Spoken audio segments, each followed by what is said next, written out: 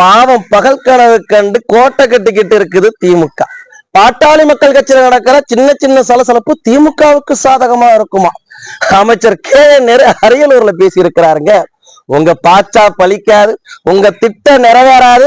அண்ணன் அன்புமணி ராமதாஸ் அவர்கள் பங்காற்றக்கூடிய ஆட்சி 2026 நிச்சயமா அமையும். கவலைப்படாதீங்க அமைச்சரை.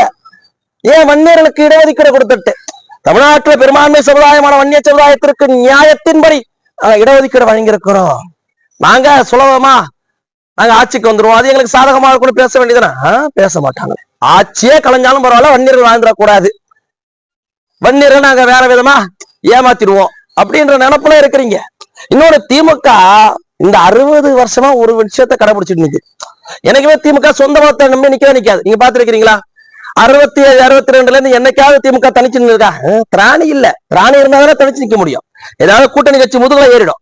இன்னொன்னு இப்ப சொல்றாங்க பாருங்க, மற்ற கட்சியில இருக்கக்கூடிய சின்ன சின்ன சலசலப்புகளை ஆதாயப்படுத்தி ஆட்சிக்கு வந்துடலாம் என்ற திட்டம் திமுகவுக்கு இன்னி வரைக்கும் இருக்கு. சொந்த பலம் கிடையாது, சொந்த சக்தி கிடையாது, மக்களுடைய ஆதரவு கிடையாது. 96லயா காங்கிரஸ், தமிழ் மாநில காங்கிரஸ் அதை வச்சு ஆட்சிக்கு வந்துடலாம்.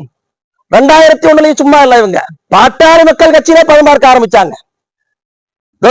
தமிழ் தேமுதிக அப்புறம் 2021ல இரட்டை தலைமை அதிமுக 2ஆம் 3ஆம் உடைஞ்சிருச்சு. அதை நாங்க ஆதாயப்படுத்திப்போம், நாங்க ஒரு கூட்டணி கட்டமைச்சு. இதுதான் திமுகவுடைய வரலாறு.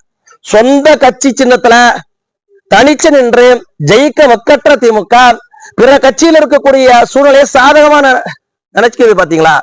அதுதான் அவர்கள் எந்த அளவிற்கு அச்சத்தில் இருக்கிறாங்க என்பதை காட்டக்கூடிய விஷயம். ஏன் திமுக சொல்லட்டும் என்எல்சியில மக்களுக்கு ஆதரவாக என்ற மதியங்களுக்கு சாதகமா இருக்கும், சமூக நீதியை நாங்கள் பாதுகாத்த மதியங்களுக்கு சாதகமா இருக்கும். சொல்ல முடியுமா? முடியாது. பெண்கள் உரிமையில பெண்களுக்கு பாதுகாப்பை கவனம் செலுத்தும் மதியங்களுக்கு சாதகமா இருக்கும்.